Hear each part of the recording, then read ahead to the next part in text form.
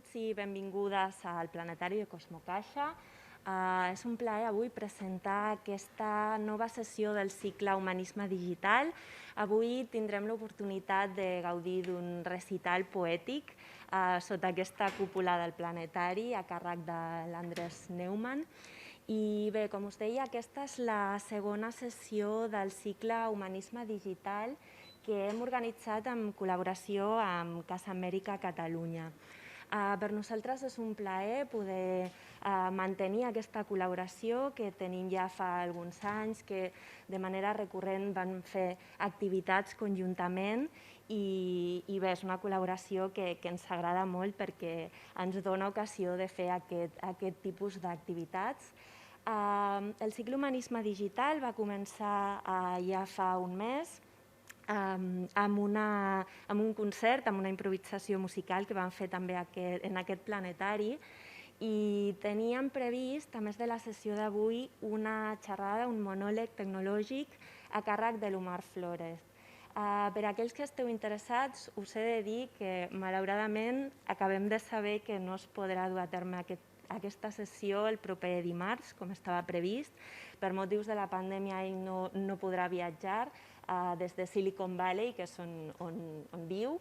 I bé, si esteu interessats, sisplau, esteu molt atents perquè estem mirant de buscar una nova data per aquesta activitat. Doncs, bueno, mirarem de portar-ho tan bon punt sigui possible. I res més, jo ja deixaré la paraula a la Cristina Rius, de Casa Amèrica. Moltes gràcies a tothom per acompanyar-nos avui. Sí voldria només recomanar-vos i convidar-vos, si no heu fet ja, a que conegueu i visiteu la Sala Univers de Cosmocaixa i l'exposició Print 3D que tindrem fins al proper setembre. Moltes gràcies. Cristina, sisplau.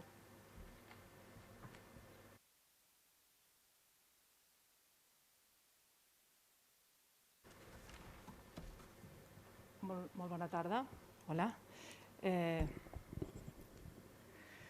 Moltes gràcies de nou al Cosmocaixa. És un plaer sempre tornar en aquest espai i poder col·laborar amb vosaltres des de Casa Amèrica Catalunya per organitzar cicles, en aquest cas sobre ciència i cultura latinoamericana.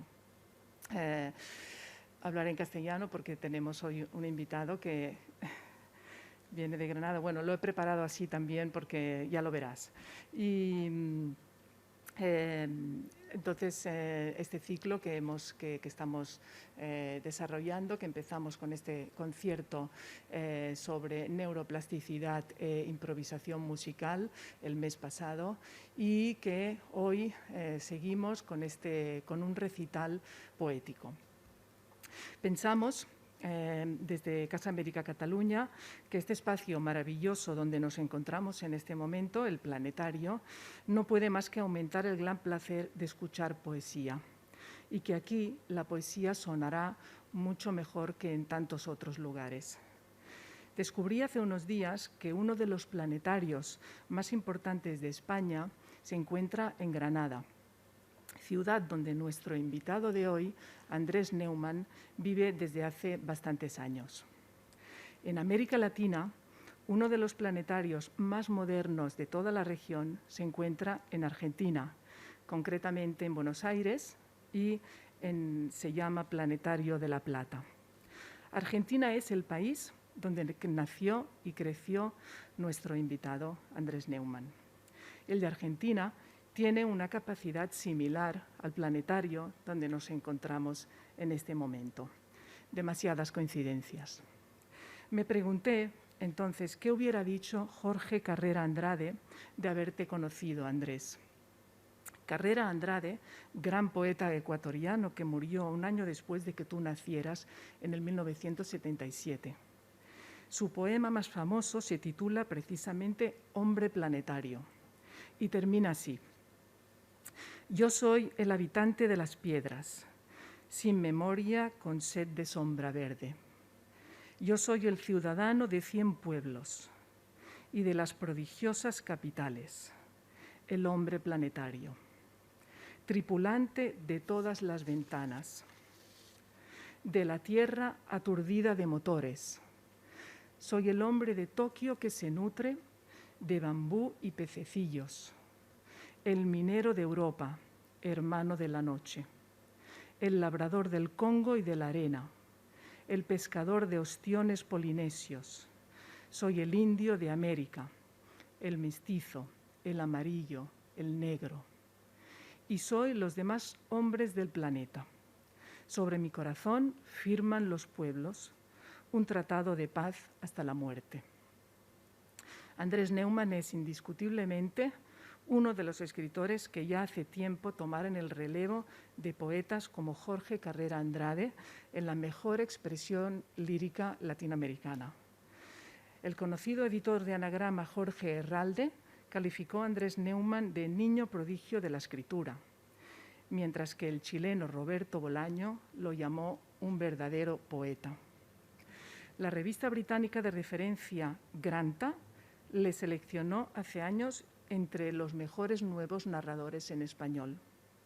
Andrés Neumann nació y creció en Buenos Aires, hijo de músicos argentinos que tuvieron que exiliarse y llegaron a Granada, en Andalucía.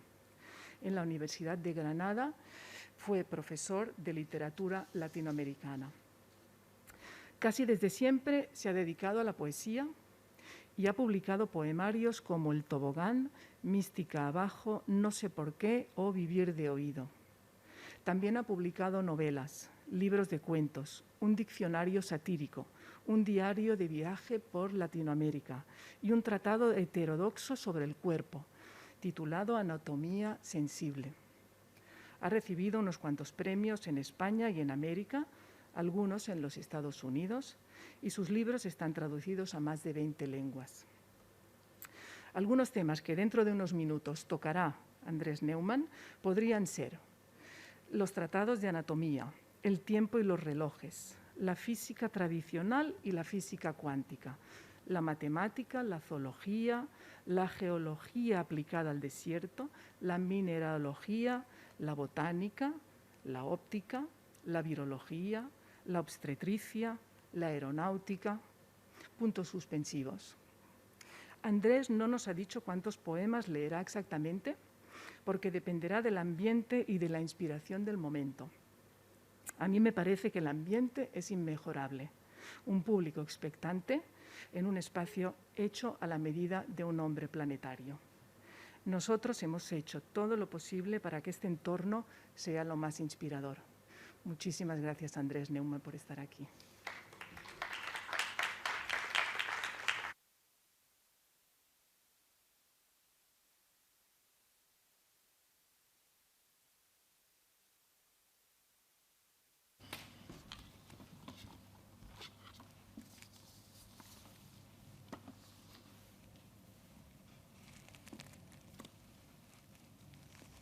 Hay gente.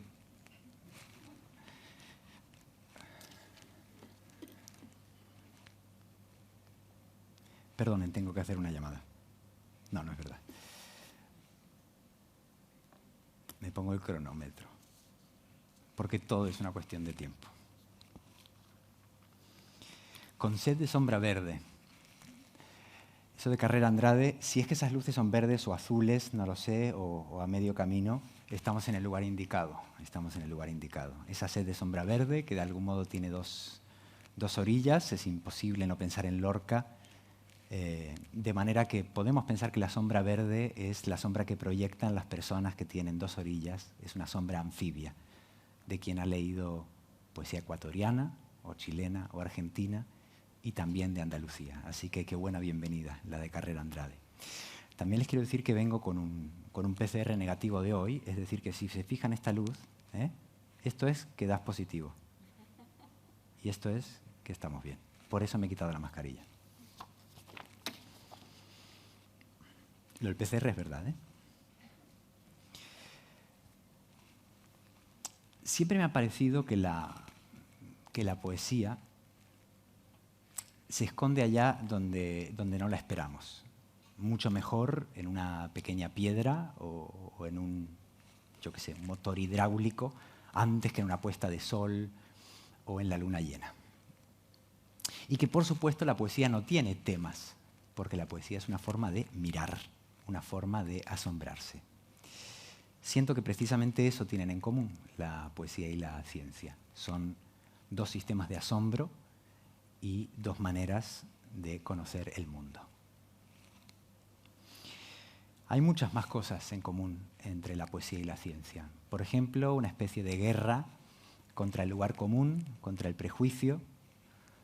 Ambas son un acto imaginario e incluso de creación de otros mundos, es decir, con su carga utópica. Y a mi entender, una de las grandes taras de nuestros programas de estudio y en el fondo de nuestro marco de pensamiento es esa amputación horrible que deviene en esta disyuntiva completamente absurda de ser de ciencias o de letras.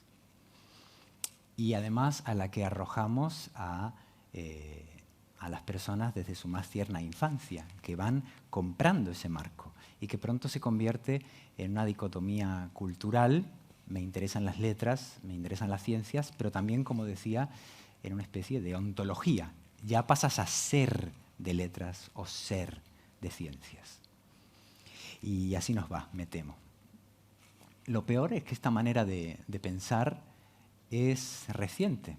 Desde la antigua Grecia hasta hace bien poquito, pasando por el Renacimiento, sabemos que las artes y las ciencias discurrían juntas.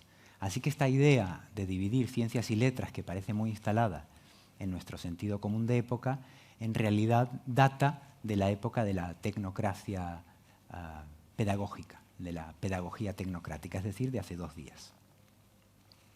Por eso me alegró tanto cuando la Casa América me invitó a participar en este ciclo de Cosmocaixa bajo la premisa de esta tarde, poesía y ciencia, leerles algunos poemas científicos. Y yo, que les confieso que sé poquísimo, casi nada de ciencia técnicamente hablando, sí les puedo garantizar algo, que admiro por igual a poetas y a gente de ciencia, que siento que toda ciencia, no sé si estarán de acuerdo conmigo, está llena de epifanías, de metáforas y de belleza.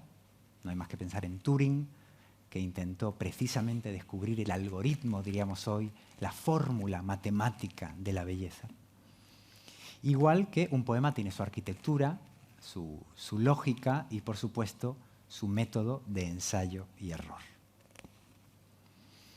Así que no puedo más que estar agradecido y emocionado por esta invitación, que además en tiempos de pandemia lo vuelve todavía más único y especial. Así que muchas gracias por la invitación y, por supuesto, a ustedes por venir y por compartir asombros.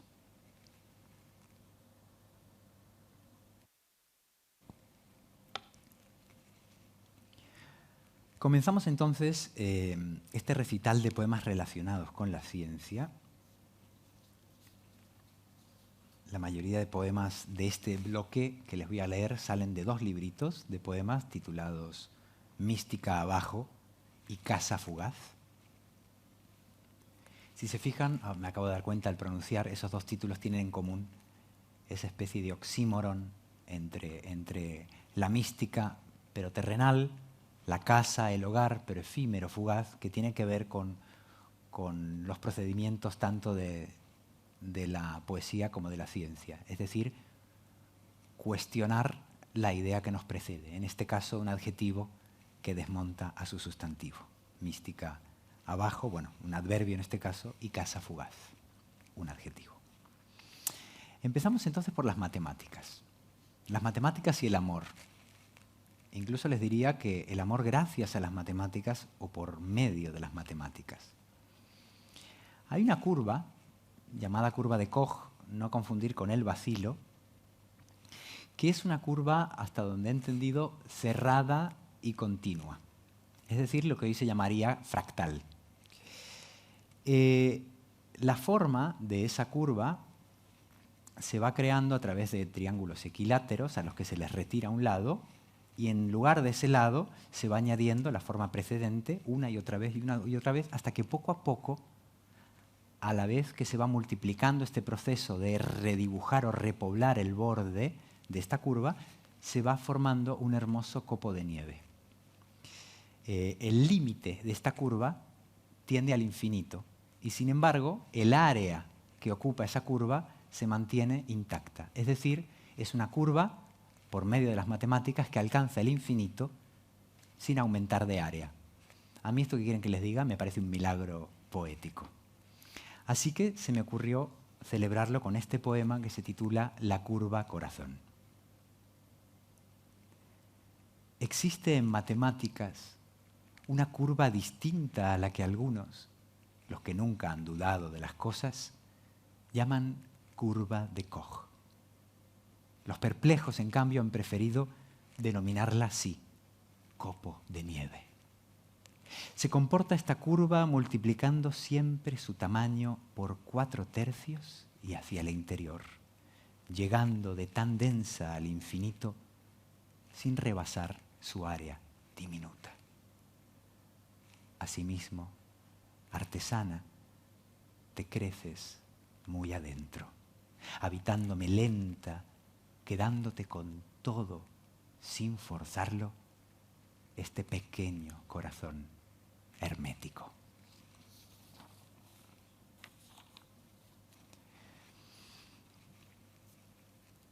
En la autobiografía científica del famoso físico y matemático cuántico Max Planck, como decían mis compatriotas de Lelutiers, que ustedes pueden adquirir en el hall instalado, en el puesto instalado en el hall del teatro, pero no es verdad, porque en realidad es una edición que tiene 40 años y que creo que es argentina, sí, ediciones Leviatán. En esta autobiografía, que como verán es un prodigio de síntesis, fíjense qué modestia, ¿no? El padre de la teoría cuántica escribe una autobiografía científica de este tamaño. Qué baño de humildad, ¿no? Para quienes hemos intentado escribir novelas largas. Yo la verdad es que me morí de vergüenza cuando vi este libro. Este señor, Max Planck, cuyo nombre sigue siendo célebre, supo reinterpretar y ampliar la teoría de la relatividad de Einstein. Quiere decirse que igual que los grandes poetas, que los grandes poemas, la teoría de la relatividad de Einstein es un texto que necesitó no solamente una idea genial, sino exégetas geniales. Gente que se enamorase de la idea y la interpretase, la llevase más allá. He ahí de qué servía un lector, en este caso de física. Tiene unas palabras en este libro, Max Planck, muy interesantes sobre lo que ha quedado en nuestro saber colectivo de la teoría de la relatividad, que es el famoso adagio, todo es relativo, que ponía de los nervios a Max Planck porque decía que era totalmente un malentendido y que no había peor resumen de la teoría de la relatividad que decir que todo es relativo. Comentaba Max Planck que al contrario, que la teoría de la relatividad necesita, para tener sentido, construir un absoluto al que oponerse. Que no puede ser todo relativo porque entonces nada deja de ser relativo. Lo relativo se define frente a un absoluto. Y en este caso el absoluto sería el espacio-tiempo. Pero también tiene palabras muy interesantes en este libro sobre el trabajo de una de las esposas de Einstein, Mileva Marić, que ella misma, no nos suena, ¿verdad? Mileva Marić. Bien, he ahí el problema. Ella era una matemática genial y hay hoy en día bastante debate sobre la participación que Mileva Marić tuvo en los descubrimientos atribuidos a su marido. No quiero decir con esto que Einstein era un muñeco de ella, pero sí que parece ser bastante más coautoría, sobre todo en las 2 primeras décadas del siglo XX, en los trabajos de Einstein, que son, por cierto, las 2 décadas más fértiles e importantes de lo que podamos imaginarnos. Parece ser que la teoría de la relatividad comenzó con la tesis doctoral que Mileva escribió cuando estudiaba en Zúrich, por ejemplo, y parece ser también que el efecto fotoeléctrico empezó en los trabajos que ella le dedicó cuando estudiaba en Heidelberg. Y finalmente, por no acumular datos, seguro que contribuyó decisivamente a las teorías de Einstein sobre termodinámica y específicamente en los estudios que ella hizo del movimiento desordenado de las moléculas. Y aquí de nuevo, estudiar el movimiento desordenado de las moléculas tiene algo profundamente literario. De hecho, me recuerda a la gran poeta cubana Carilda Oliver, cuyo lema era «Me desordeno, amor, me desordeno», en un endecasílabo resonante, «Me desordeno, amor, me desordeno». Y pienso que algo del desorden amoroso tiene que ver con ese comportamiento desordenado de las moléculas. En fin, volviendo a Planck, para mi sorpresa, su autobiografía sucinta culmina de la manera más inesperada, con poemitas y florecillas. Así es, en la página 86, mientras concluye, va diciendo el señor Planck: mantuve, este es el final de la autobiografía, mantuve una interesante correspondencia con Sommerfeld sobre el problema de la cuantificación de los sistemas con varios grados de libertad, hasta ahí no lo seguimos, que culminó, añade, con un intercambio final de tributos poéticos que me tomaré la libertad de citar aquí. Y yo hago una meta-libertad y me tomo la libertad de citar aquí lo que cuánticamente Max Planck se tomó la libertad de citar allí. Lee Max Planck: allí donde arrancar flores fue mi único afán, la tierra virgen lograste cultivar. Le escribe el científico Sommerfeld a Planck. La única respuesta que pude darle fue: yo también, como tú, arranqué flores. ¿Por qué no combinar su belleza haciendo un intercambio floral para que en primorosa guirnalda brillen más? Así termina la autobiografía de Max Planck. Y me pareció revelador que Planck necesitase concluir el resumen de su trayectoria vital y científica con un poemita sobre flores, y por lo tanto no pude resistir dedicarle este poema. Tratado de energía. Con el razonamiento puro nos formamos una imagen sublime de este mundo. Eso escribió Max Planck, inventando inocencias. Pero ¿existen razones sin afecto? ¿Pureza sin caprichos? ¿Imagen sin borrones? Lo curioso es que el físico en su ensayo, la primera palabra que pronuncia no es hecho, ley ni lógica. La primera palabra es entusiasmo. Cuando nombro tu cuerpo, no es la urdimbre de músculos radiantes, de sangre revoltosa y de nervios veloces lo que digo, aunque la física intervenga sin duda en la manera que tenemos de hablarnos al oído. La energía del nombre se transmite, su tacto cobra fuerza y aumenta lo probable. Y a ti, Max Planck, que amabas la entropía, qué misterioso impulso de poleas te empujó a cruzar cartas con un tal señor Sommerfeld y a intercambiar poemitas como aquel de la flor que corona tu libro sobre ciencia.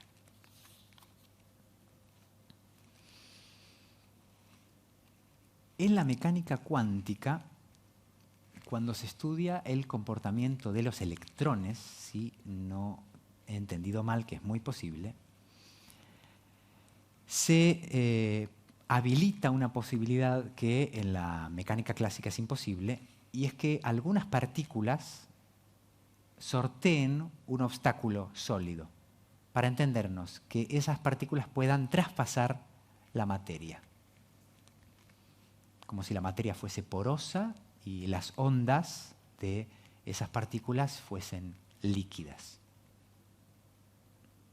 Respuesta. Esto se llama el efecto túnel y la respuesta es este poema. Lo dicen los maestros de energía. Hay rebeldes partículas capaces de transgredir una barrera sólida. La fuerza se desborda como el agua. La ciencia clásica lo niega.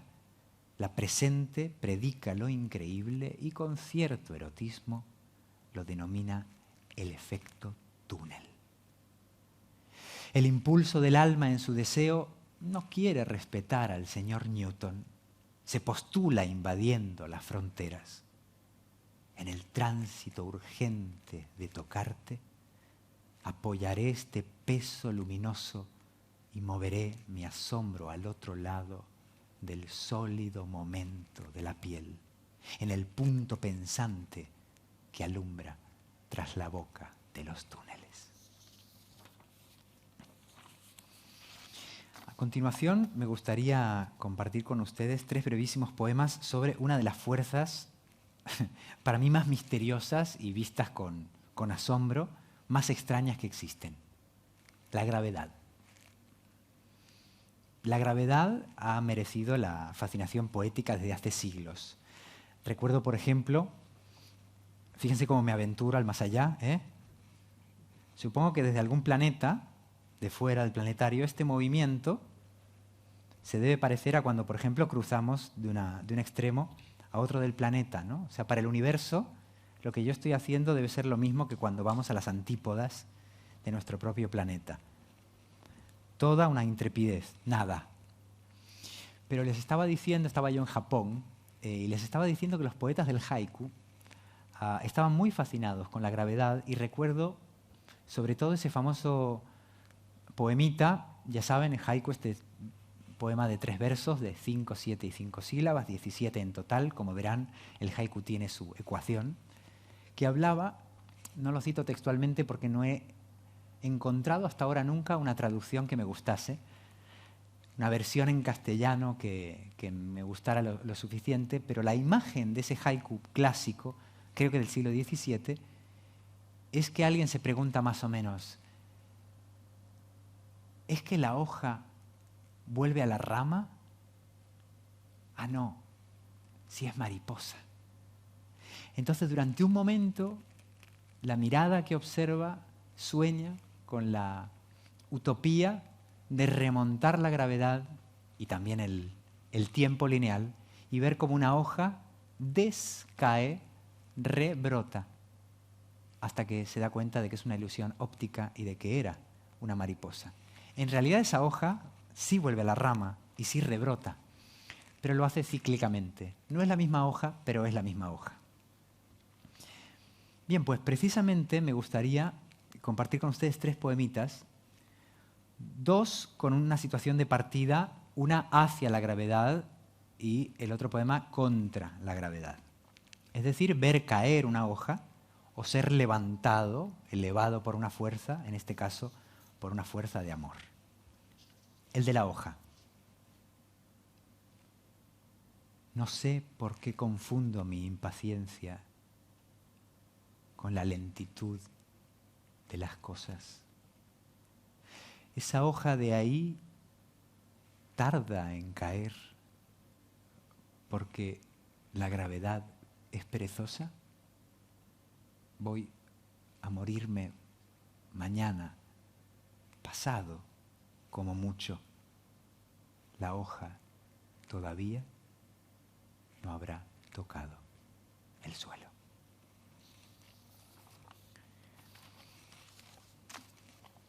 Y ahora, contra la gravedad, en sentido opuesto a la gravedad.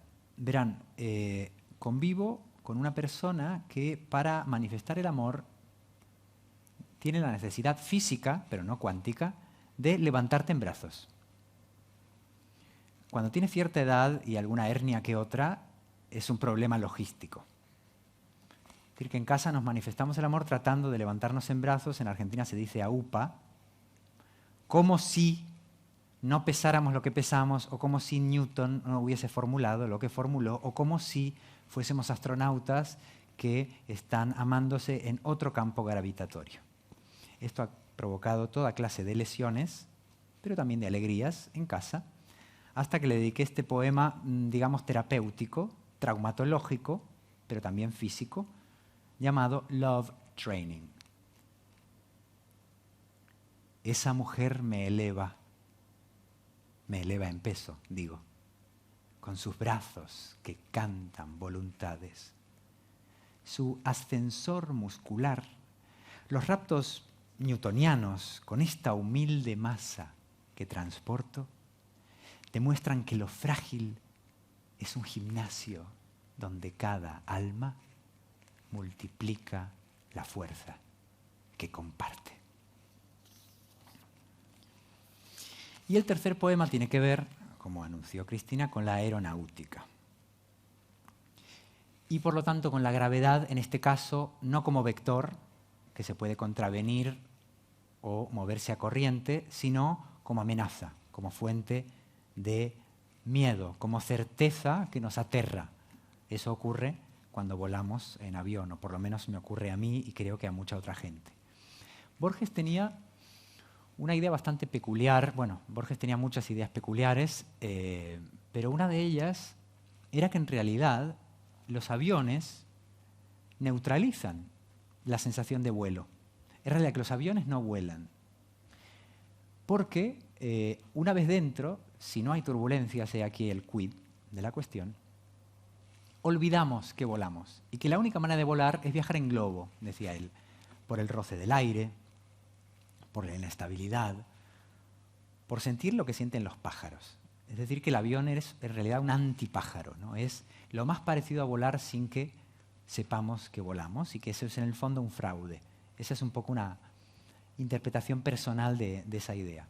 Bien, todo esto está muy bien hasta que, amigas, amigos, vivimos turbulencias y descubrimos que no, que ese puto artilugio está volando a 10.000 metros de altura y Newton sigue teniendo razón. Les voy a leer mis obras completas aéreas. Es el único poema que he conseguido escribir en mitad de unas turbulencias, presa de un ataque de pánico. Y tiene la forma de una plegaria que se titula Plegaria del que aterriza. Cielo, cielo, yo que no creo que en ti floten mensajes y que leo en el alma y digo alma, como nada más alto nos protege que el placer, la conciencia o la alegría. Yo te prometo, cielo, si aterrizamos sanos, que guardaré este miedo que hace temblar mi pulso mientras escribo en manos de la furia del aire. Lo guardaré si llego, no para fabular razones superiores, ni para desafiarlas, sino por recordarte siempre, cielo, liso, llano y azul, como ahora te alcanzo. Hermoso, intrascendente, un simple gas que agita la luz y me conmueve como solo un viajero transitorio, como solo un mortal puede saberlo.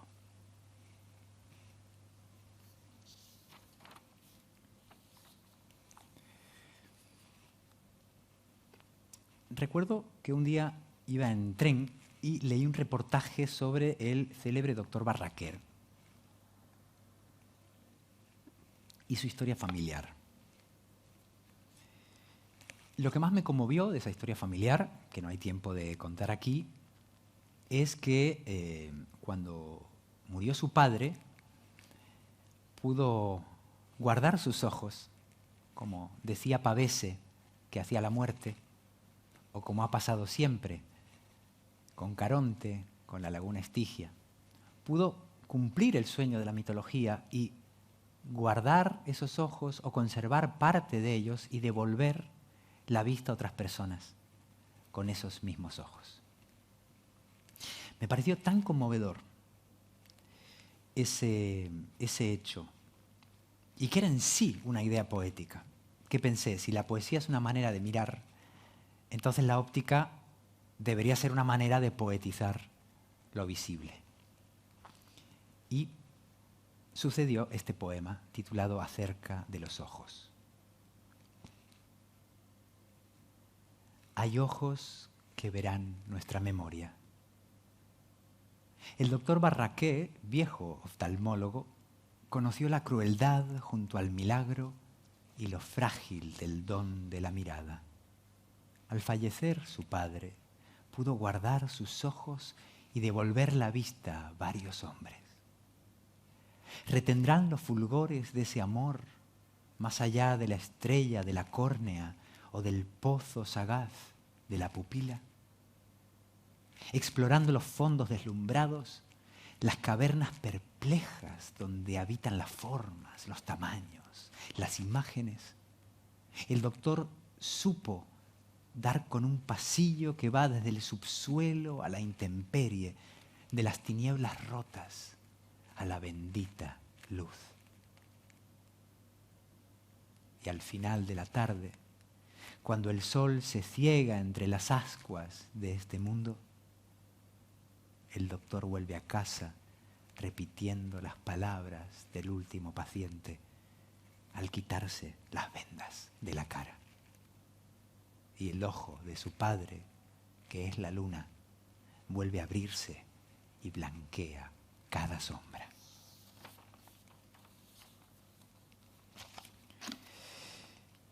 El desierto, como saben, es otro motivo literario infinito. Los desiertos de arena, los desiertos montañosos. Bueno, Los detectives salvajes de Roberto Bolaño termina en un desierto, en el desierto de Sonora.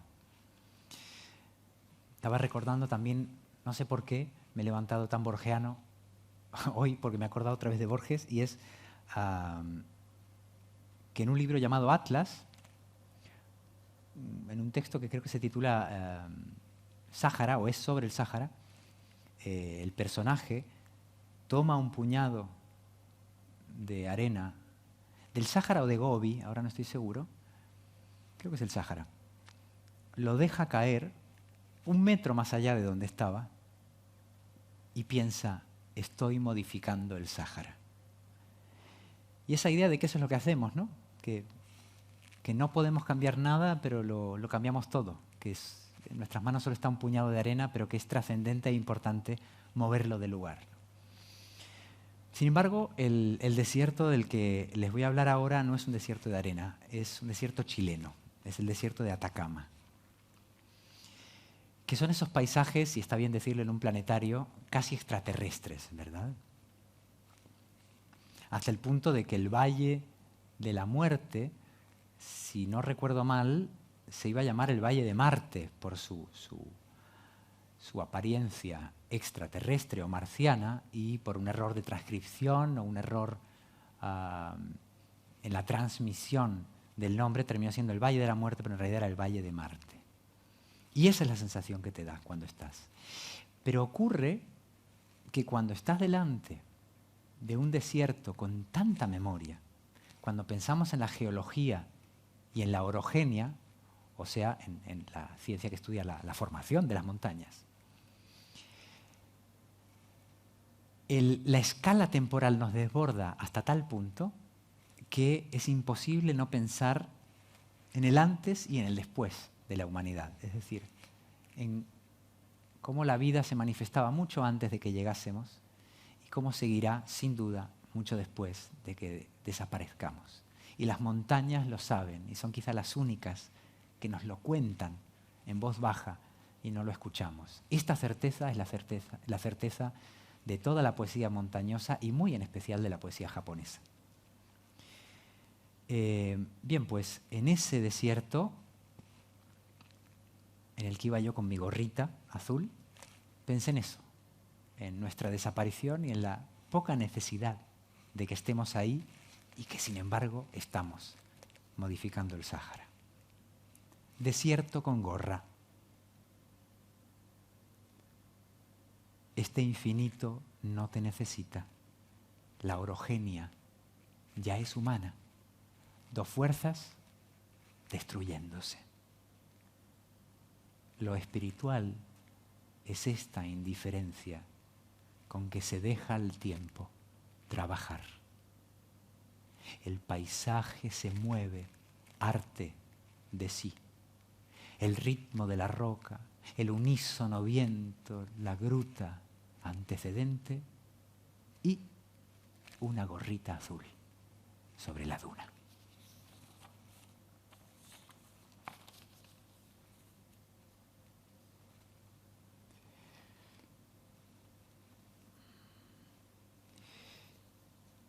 iba a hablarles de la historia de los relojes, pero no tenemos tiempo. Y es un chiste completamente involuntario. Les iba a leer un poema titulado Tempus ex machina, largo, que hablaba de la otra parte del tiempo, de la escala humana. Y aunque no leeré el poema, sí que me gustaría quizás leer el principio y el final de ese poema y saltarme todo lo demás. Y decir que cada reloj, poéticamente pensado, propone un modo de pensar o de atrapar el tiempo. Es decir, que los relojes no son solo inventos de ingeniería, artilugios técnicos, sino que también son metáforas de la manera de vivir el tiempo. Y por eso no es raro que la forma de los relojes y sus mecanismos hayan cambiado con la historia.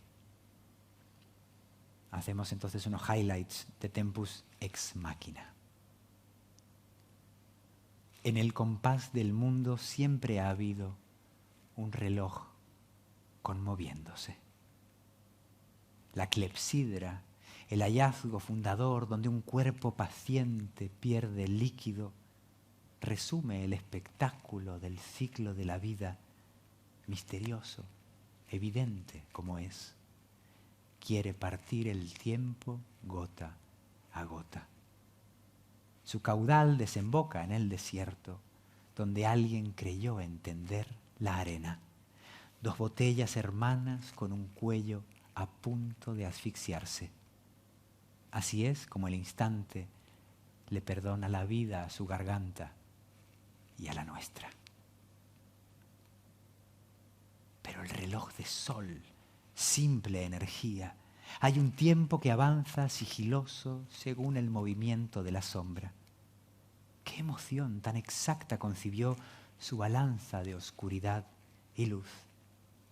Si sus horas vacilan al ocaso, ¿es por eso imperfecto? ¿No se borran las huellas más seguras por la noche? Saltamos un montón de siglos, pero un montón. Me gusta más la mínima cronología eléctrica del impaciente siglo en que nací. Unidas por alambres, las planchas son besadas por la péndola y así van trasladando la corriente con secreto entusiasmo, desde la torre al parque, desde el parque hasta el centro. El tiempo en las ciudades corre como un fluido, relojes de relojes de relojes. Los ingenios actuales, actual que pase el tiempo, desearían fundirse con su objeto inasible, aspiran a la invisibilidad.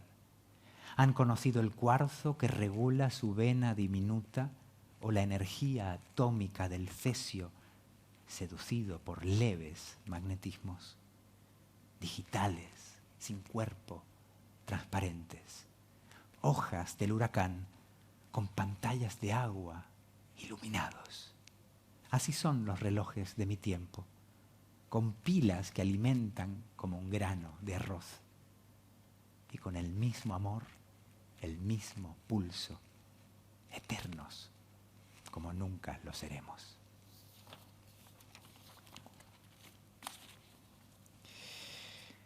Hemos visto el tiempo extrahumano, hemos visto el tiempo humano, pero objetivo u objetivado, exterior, y ahora podemos ver el tiempo interior, que tanto ha estudiado, en este caso, las ciencias psicológicas, ¿no?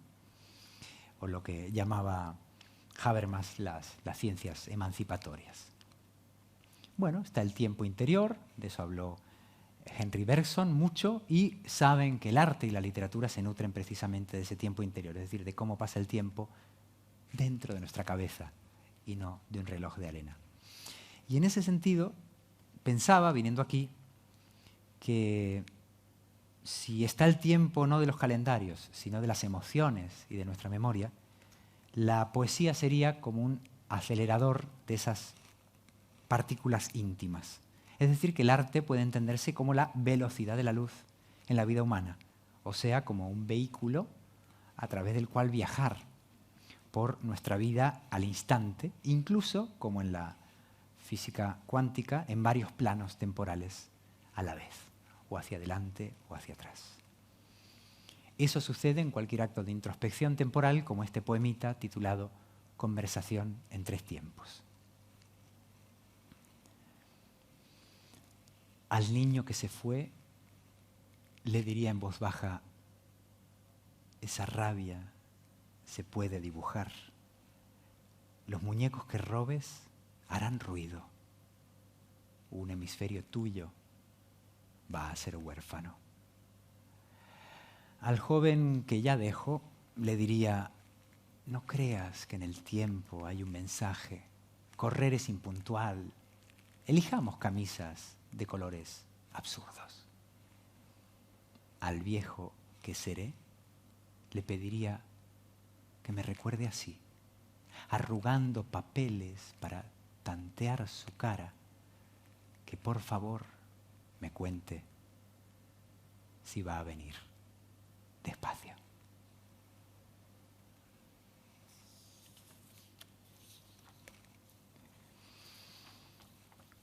Nos saltamos el capítulo zoología,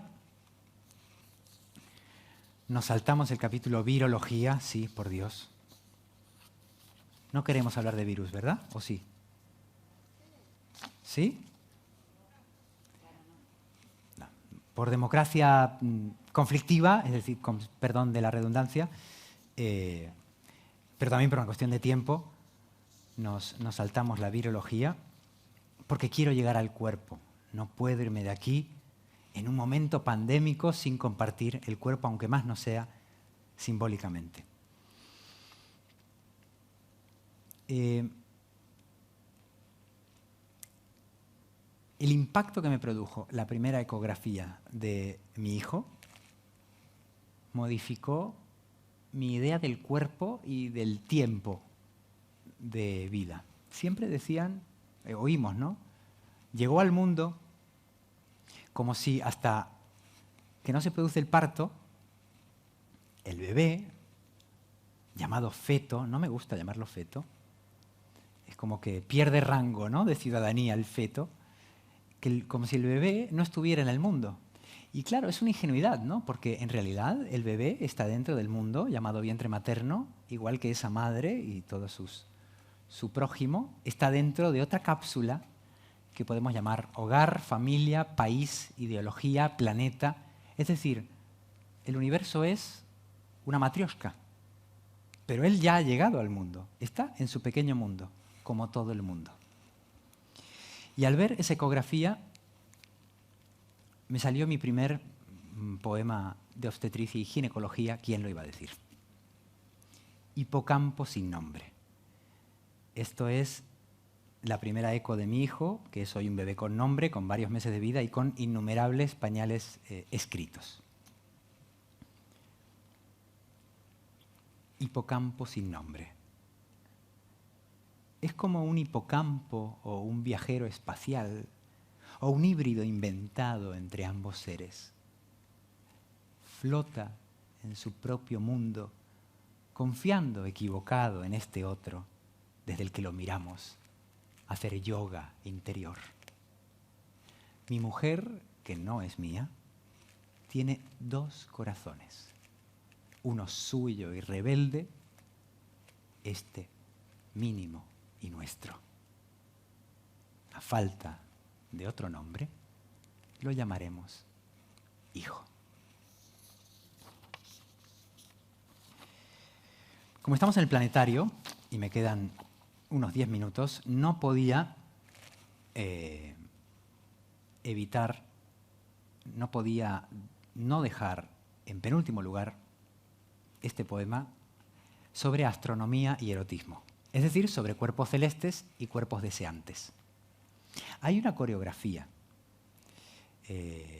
muy peculiar, que es la coreografía de los cuerpos que duermen juntos, bien o mal avenidos, lo segundo es más frecuente, y que generan sus órbitas, sus ciclos, hasta que se encuentran.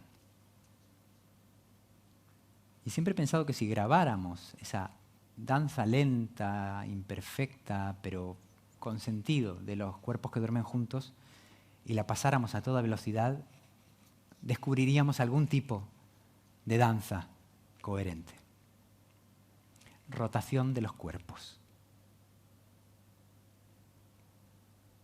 Rotación de los cuerpos. Describen en la cama órbitas mientras duermen. Se alternan, se aproximan, respirando por ciclos en su quietud volante. Buscan agua en los pozos de una arena posible. La pisan, dejan huella cuando mueven los pies. ¿Hacia dónde caminan? Quizás avanzan juntos en sueños paralelos y sus lunas coinciden y por azar se esquivan y prosiguen girando hasta que un cuerpo roza el contorno del otro. Y no hay choque ni eclipse, sino luz y regreso a la tierra sin orden, donde ocurre el milagro. Y así desembocamos, efectivamente, en nuestro cuerpo, en la anatomía humana, que es la ciencia de las ciencias, o por lo menos el punto donde confluyen y se aplican todas las ciencias. Así que concluiremos este pequeño recital con una serie de lecturas breves de un librito titulado Anatomía Sensible, y que trata de mirar el cuerpo con asombro poético y científico por igual, y sobre todo el puente que uniría a esos mundos, que es el asombro, pero también el sentido del humor. Porque hay que tener mucho sentido del humor para observar el mundo con tanta atención como las personas de ciencia. Vamos a hablar de la piel, de la barriga, de los pies, de las nalgas y del alma, que es el tema filosófico de la época en que las ciencias y las letras vivían juntas. Van a ser solamente unos fragmentos. Trascendencias de la piel. Más que recubrirlo, entrega el cuerpo. Expone lo mismo que protege. La piel es lo más propio y, sin embargo, confirma la aparición ajena. Motor hipersensible, colecciona agresiones, propaga las caricias y parece condenada a exagerar. Se le atribuyen aproximadamente 4 kilogramos y 2 metros cuadrados de infinito. Además de constituir un solo omnipresente órgano, la piel posee memoria absoluta, como un oído que sintiese el daño en todas las frecuencias. Recuerda cada día con rencor justiciero. En este sentido, representa una suerte de divinidad anatómica. Por eso la adoramos. Intercambia líquidos, toxinas, intuiciones y afectos con el mundo exterior. Gracias a esa insistencia, sabemos que el dolor y el placer son profundidades de superficie, buceos en el reino de la hora, que no hay frío ni calor, solo pieles que buscan abrigo o se zambullen. Observada con lente, cobra un aire de soga náutica, acaso porque nace sospechando las tormentas de la edad. En etapas ancianas, su sequedad desprende partículas de experiencia y cada mancha adquiere cierta cualidad de Altamira. Al otro extremo, la piel del bebé se nos derrite casi entre los dedos y opera un pequeño prodigio. La cosquilla la siente quien la toca. Las patologías de la piel conquistan poro a poro nuestra predisposición. Van trabajando la susceptibilidad hasta causarnos lesiones autorreferenciales. Ensayos clínicos realizados por los más rigurosos poetas demuestran que la dermatitis es un temperamento, la urticaria un rubor que no cesa, el herpes un regreso del fantasma, la psoriasis una performance de la angustia, el vitíligo un olvido en expansión y el acné una crisis ante el paso del tiempo. Pasamos a la barriga soberana, que es como se titula ese capítulo de este tratado de anatomía loca, titulado Anatomía sensible. Cuestiona indesmayablemente la autoridad de los pantalones y la censura de la cinta métrica. Salir a la calle con la barriga apropiada determina nuestra elegancia mucho más que cualquier atuendo. Sin su bamboleo no hay énfasis ni abrazo. En contextos hostiles contribuye a absorber las malas vibraciones. Flota con el viento, insiste como la fe. Una barriga enseña a amar la realidad. Amén de abdómenes sin grasa, dioses nudistas y otros mitos, la antigua Grecia supo imaginar el cinturón de Adonis. Ya saben, este surco inguinal se sitúa idealmente entre los cacareos de la cresta ilíaca y la humareda del pubis, es decir, entre la barriga y el suspiro. Los gimnasios lo persiguen con enternecedora determinación, mientras la población curvilínea lo desecha con una sonrisita epicúrea.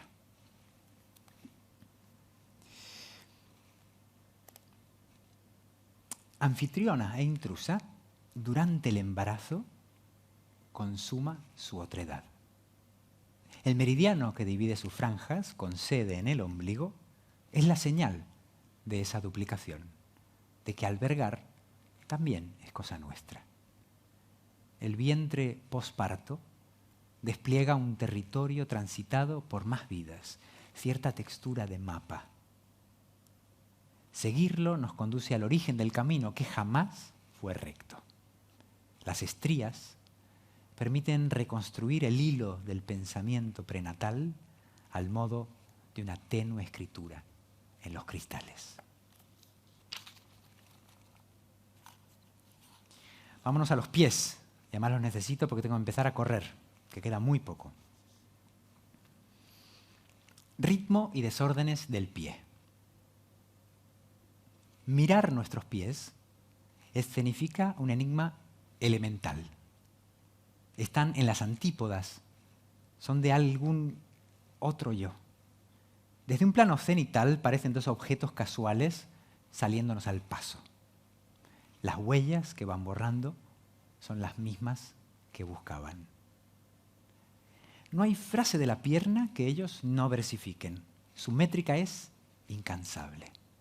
Andando se tiene la sensación de avanzar no por el antojo de ir a algún sitio, sino por un trance sintáctico que ningún caminante con oído se atrevería a interrumpir. Vamos a merced del ritmo. Pisar es una forma de escuchar la gravedad. Todo cuerpo permanece en reposo por pereza, así como una vez en movimiento continuará paseando por inercia. El señor Robert Balser, comprobó los efectos de la mecánica andante. Devoto de las partidas sin regreso, antes de desaparecer demostró que la única finalidad del pie es dar un paso más.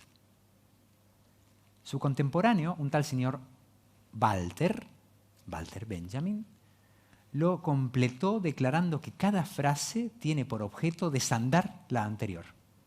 De hallarse en lo cierto, escribir equivaldría a levitar con las suelas desgastadas.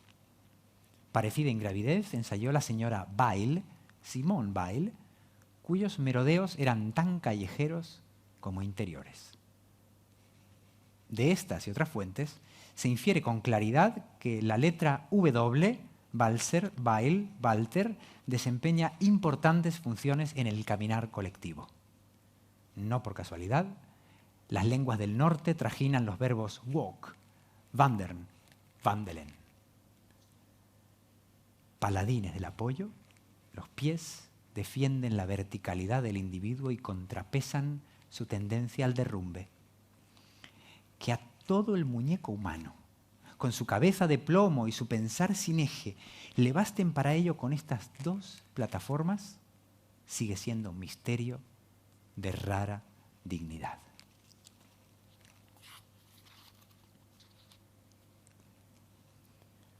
Vamos en penúltimo lugar a las nalgas. Este fragmento me divirtió especialmente porque trata de parodiar las certidumbres de los manuales anatómicos y también de los manuales escolares de física.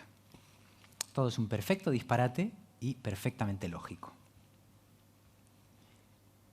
Examinada al microscopio, una nalga se alborota como un banco de electrones.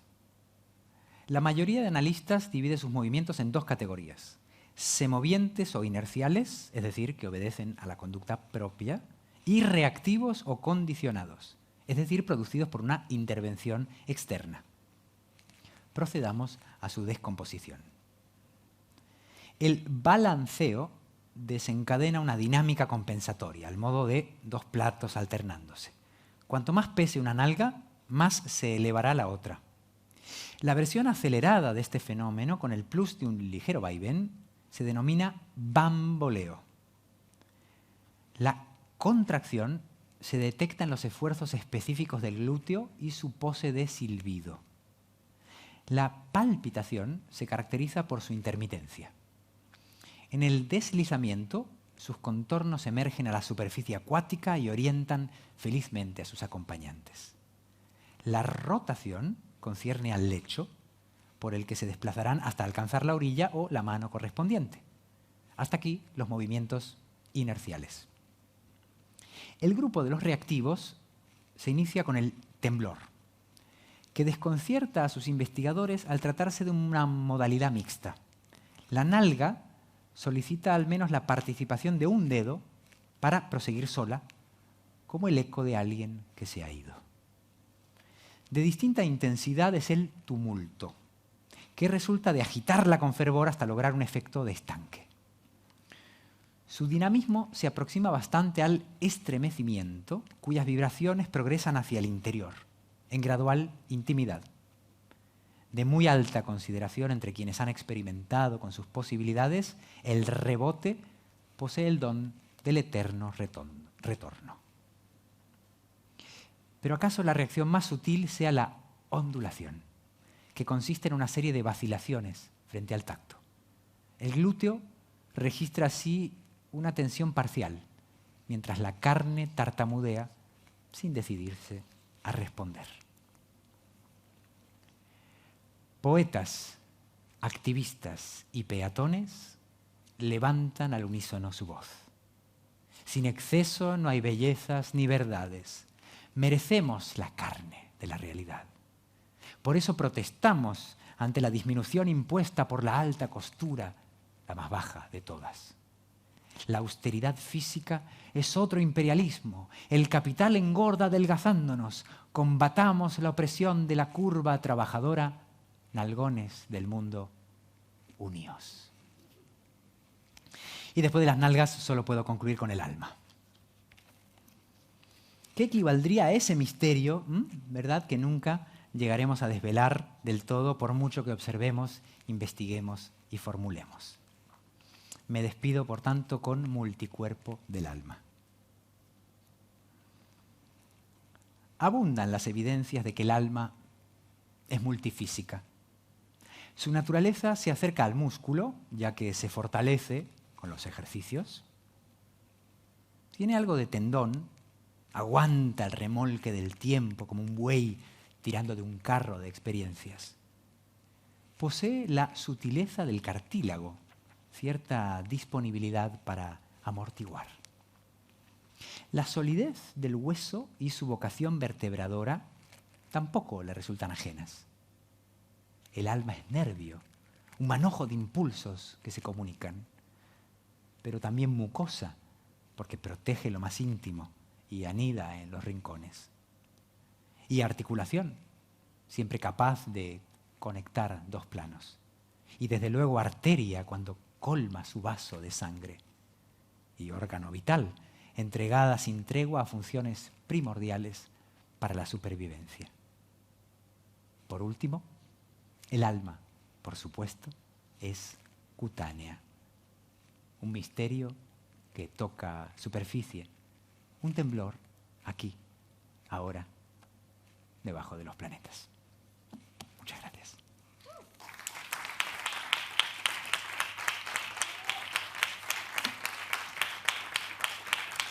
Muchas gracias.